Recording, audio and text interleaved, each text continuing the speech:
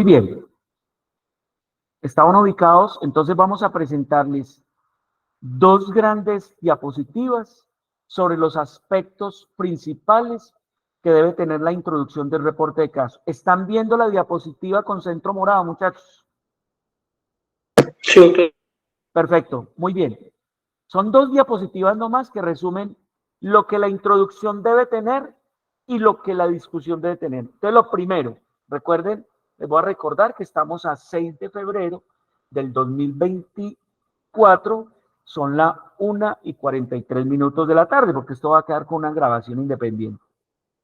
Ahí pasamos entonces para no ir. Aquí está el resumen que lo traje incluso de ese artículo que les voy a compartir. Que debe tener básicamente la introducción. Entonces, digamos que el centro principal, digamos el cuerpo principal de la introducción es como lo vieron ustedes en el formato de reporte de Kate, que es como un resumen referenciado, como una revisión de la literatura. Pero ojo, ¿qué tiene que tener la introducción? Entonces, establecer el contexto del caso y describir por qué es importante comunicarlo. Primero debe quedar allí eso, explícito. Explicar brevemente los antecedentes clínicos relevantes y cualquier información de base necesaria para comprender el caso. Explicar brevemente los antecedentes relevantes, muy grande, muy grande. Enfatizar el valor del caso en términos de novedad, rareza, desafíos diagnósticos o terapéuticos. Eso, o sea, ¿cuál fue de todos los criterios de escogencia del caso el que ustedes van a utilizar? Claramente indicar el propósito o objetivo del reporte, por ejemplo, describir una nueva enfermedad, un nuevo síndrome, un efecto adverso raro, una respuesta inusual. Y mire esto, resumir brevemente hallazgos claves del caso que serán presentados después en detalle y, ojo, proveer el contexto científico relevante citando, esto es la revisión de la literatura.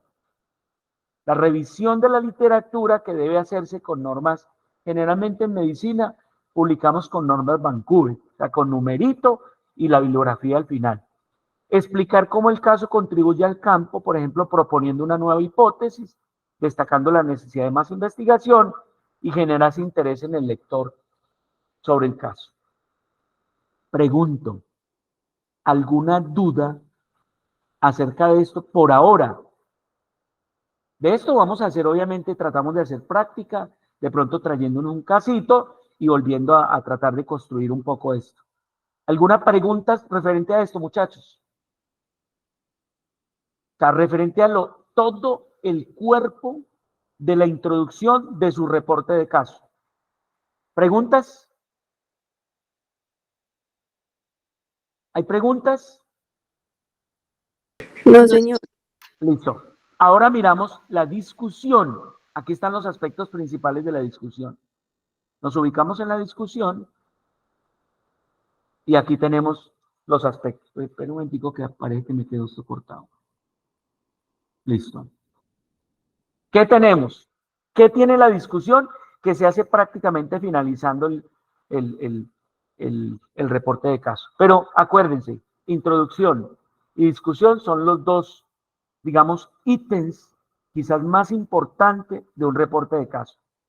¿En qué se hace en la discusión? Resumen brevemente los hallazgos claves del caso presentado. Un poquito retomar cosas de la introducción. Interpretar y analizar el significado de los hallazgos y la relevancia clínica. Y ojo, comparar y contrastar con la literatura existente. Aquí vamos y comparamos con referencias que hayamos puesto en introducción o si es necesario, aquí hacemos una referenciación de lo que encontramos en la búsqueda sistemática.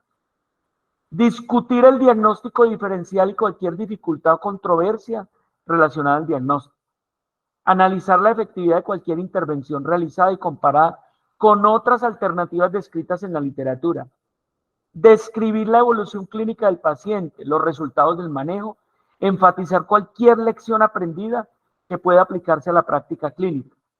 Explicar cualquier insight nuevo que el caso aporte a la fisiopatología, a la etiología, a los factores de riesgo, a las manifestaciones clínicas o a la respuesta al tratamiento. Describir implicancias del caso para la práctica clínica actual y futura, por ejemplo, la necesidad de más investigación, cambio en protocolo, etc. Reconocer las limitaciones del reporte como naturaleza de un solo caso, sesgos potenciales o falta de generalización. Acuérdese que el nivel más bajo de evidencia de todos los estudios de investigación es el reporte de caso. Pero el reporte de caso es posible que sirva para que a partir de ahí se haga investigación, estudios clínicos controlados aleatorizados o estudios experimentales. Proponer hipótesis o preguntas nuevas que surgen del caso, resumir las conclusiones más importantes y el significado clínico y enfatizar en una sola oración cómo el caso contribuye de manera única a la literatura actual. Pregunto, ¿está claro los aspectos que deben tener la discusión en un reporte de caso? Yo sé que eso se hace ya teniendo posiblemente el caso clínico, pero si ustedes esto lo toman como pregunta y como aportes, casi como una lista de chequeo, y responden en el momento de hacerla a esas preguntas, pues sepan que van bien. ¿Listo? ¿Preguntas? ¿No?